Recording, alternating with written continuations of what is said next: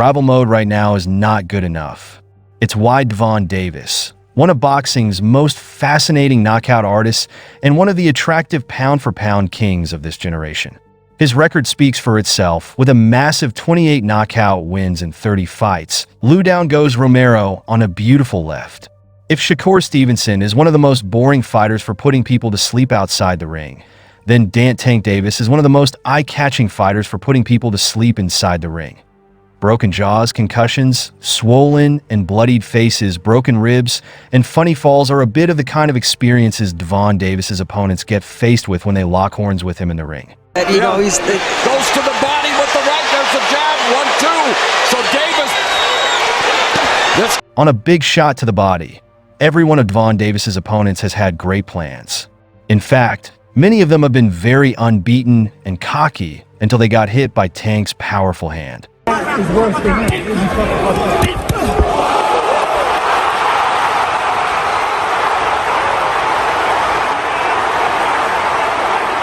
Like Mike Tyson once said, everybody has a game plan until they get punched in the face.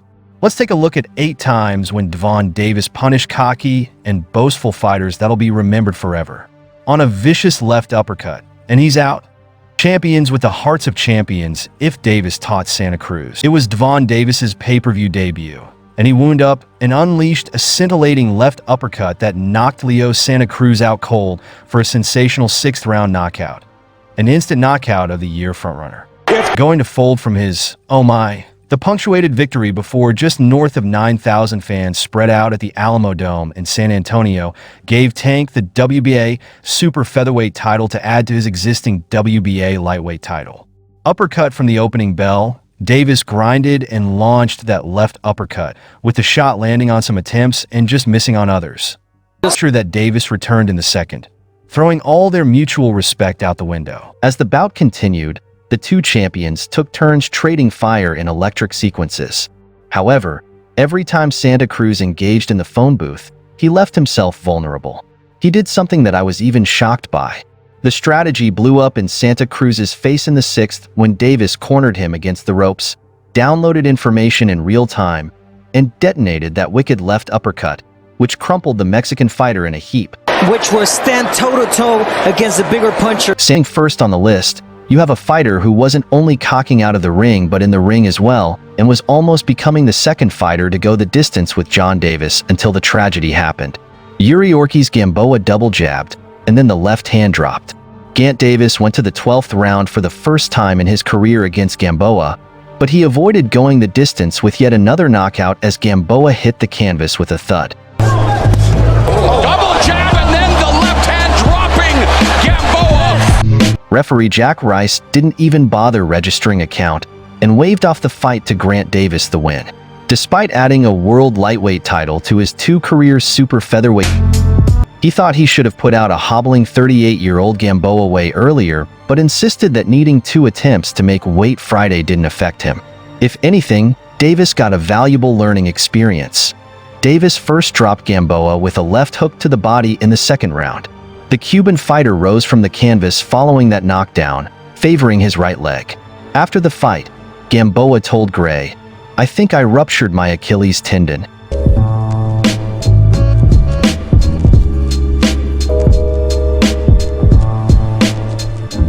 Still, Davis, despite being 13 years younger and way more explosive, couldn't put away Gamboa as the veteran hung tough on pure heart and guts. Davis showed great presence of mind during the 8th round when he stepped back, created space, and uncorked a left to drop Gamboa for the 2nd time in the bout. 4 rounds later, Davis finally closed out the show. Next was a fighter who believed so much in his 6-inch height advantage.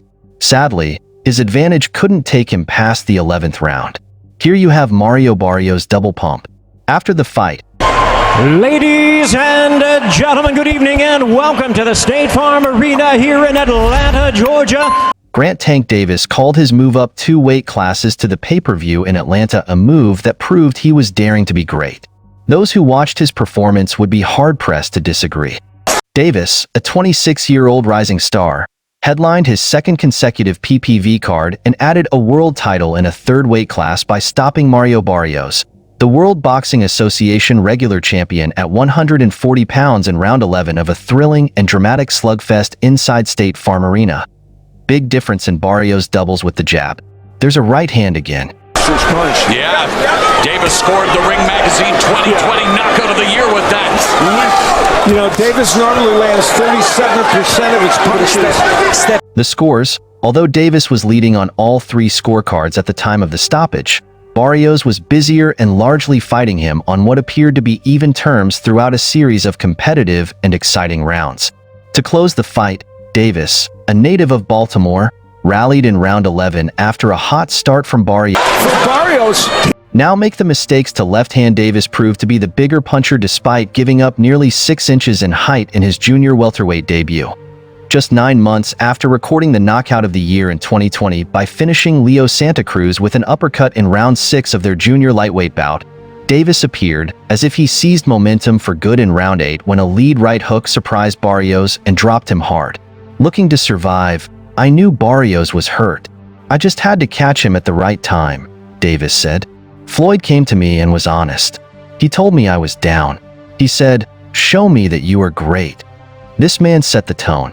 I'm just following in his footsteps, Floyd. I appreciate you.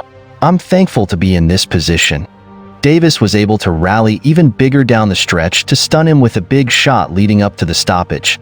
Davis outlanded Barrios by a margin of 96-93, according to CompuBox. You remember the fighter that promised to whoop Tank's bum? You shouldn't think too far to get that. You definitely would also remember Leonard Ellerbe mocking the fighter's promoter for saying he will dominate Tank. Perhaps you still don't get it. We're talking about Tank's latest victim, Frank Martin. Gervonta "Tank" Davis, 5th appearance in Las Vegas, headlining his 7th consecutive pay-per-view, and in the main event here on the 100th Championship Fight Night at the MGM Grand Garden Arena for the first time. As a reminder, obey my commands at all times, protect yourself at all times, touch him up, build up. Well, it turned out to be an ironic statement after Tank sent him to the canvas. Despite snapping a career-long layoff of 14 months, lightweight superstar Gervonta Davis proved on Saturday that he indeed ain't afraid of no Ghost or any other fighter. Boxing skills, yes. Not even so much as an exciting fighter. Good combination lands for Martin. Again, you can't get repetitive if you're Martin. No way. Davis is reading you. Instantly, he'll respond. For that matter. If you're Martin, you definitely want to awe with Martin says he's going to spook the entire division. It's strategic patience, and for Frank Mark, who's good at using the jab, the count of Derek J. Davis, whose team was dressed in Ghostbusters gear as he walked to the ring inside the MGM Grand Garden Arena to the movie theme song, took care of unbeaten top contender Frank the Ghost Martin with relative ease to defend his WBA title at 135 pounds. I mean, just by he's making Frank Martin work. In his first fight since knocking out Ryan Garcia in their blockbuster pay-per-view card last April with a 44-day jail term in between for violating the terms of his house arrest, the 29-year-old Davis looked both menacing and spectacular in how he repeatedly walked down Martin before viciously stopping him at 129 of round 8. After a slow start, which he ascribed to being rusty, Davis began to routinely walk Davis from corner to corner and unleash power shots after taking away his. The crowd anticipating it. Martin, Davis saying bring it. Of course he wants him to bring it. Take it down with the left. Opponent's jab due to the threat of his power. Eventually, that same power caught up with Martin as Davis landed a left uppercut in the corner to stun him before nearly knocking him out cold with a left cross to the body by Davis. That could only last so long. You don't want to keep tempting Davis to really just move the mill. Yes, it's not even so much as an exciting Martin 29 was wobbly as he reached his feet at the count of 10, but referee Harvey Dock waved off the fight after looking into his eyes. Davis, who targeted the body throughout, landed an absurd 53% of his power shots, according to CompuBox in the PBC on Prime Video PPV main event for the JB for Martin. Best Connect Martin landed slightly more punches overall, 81-79, but it was the trademark efficiency of Davis that won out as he went on to land 44% of his total punches. It was the uppercut that hurt him, boom. Davis said, "I've been around for a long time, and I have been training since I was 7 and competing since I was 8. It's like second nature for me. It's just about staying focused and making sure my mind is on the road to coming out on top." Once he stunned him with that uppercut. The undefeated WBA lightweight champion of the world, Gervonta Davis.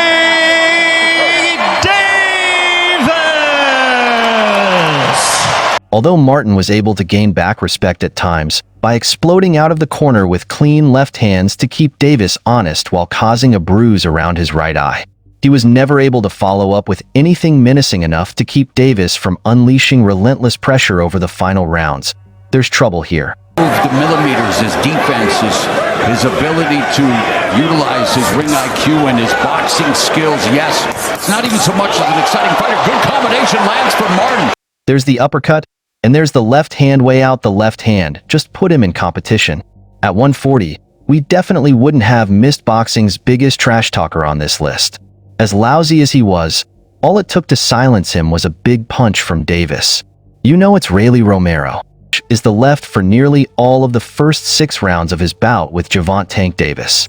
Rolando Romero fought a disciplined fight, using his reach and jab to keep Davis from doing much offensively to Davis's attempts to get inside and land his trademark left hands and uppercuts. Romero seemed to feel he had the right moment to amp up his attack in the 6th round as he pursued Davis to the ropes and looked to unload with his wild power punches. Davis calmly let loose with a left-hand counter that caught Romero clean and sent him face first into the ropes before sliding down to the canvas.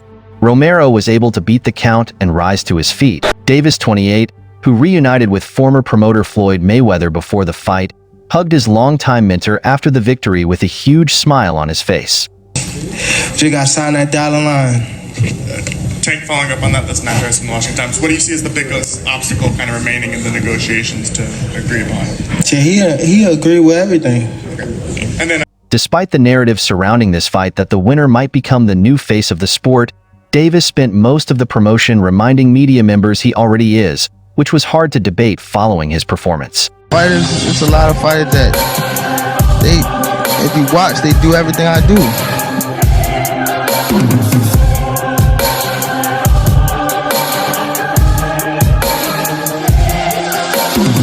Although Davis's power was the biggest story in this main event of a Showtime PPV, it was the advantages in technique, experience, and ring IQ that ultimately helped him set up the finish. After Davis, but the one he made him count. Don't overcommit or do not force. Even though Garcia outlanded him by a margin of 39-35 according to show stats in this largely tense bout with low output, Davis landed a sizzling 48% of his power shots overall. He said that he was going to knock out Garcia, who has not been jabbing, double jabbing. He's quick with the jab as well. Garcia came out hot and had success using quick right hands and mauling shots inside in round 2 to get Davis's attention. But a beautiful counter right hand knocked Garcia down hard after he missed a lead left hook. in that first round, Garcia putting the pressure on Davis, landing the right and left. Punches landed in the first 3 minutes. Davis, who was leading on all 3 scorecards at the time of the stoppage, spent the majority of the fight landing clean shots to the body in order to slow Garcia, 24, down. Ultimately, it was a focus on the body that finished Garcia off for good. At the same time as Garcia gets that right hand, throws this right, the end of the fight brought Ryan Garcia to the reality that Tank was the better fighter. And while they have recently been on good terms, the trash talking continued afterwards. Tank is a great fighter, and I take my hat off to him, Garcia said. We talked a lot of, but he knows it's all love at the end of the day, and I take my hat off to him. He was the better man. Ryan Garcia tasting defeat for the first time in paralyzing fashion. Despite the heavy trash talk between them, much of which centered upon the 10 pounds rehydration clause that Davis mandated in the negotiation, both fighters embraced after the finish, which aligned with Davis's pre-fight prediction of a 7th-round knockout. And that's all for now. For the very best updates on news, moments, events, and actions in the world of boxing, stay connected with us by subscribing to our YouTube channel, and don't forget to turn on notifications to get notified when we drop quality content like this. Until next time, peace out.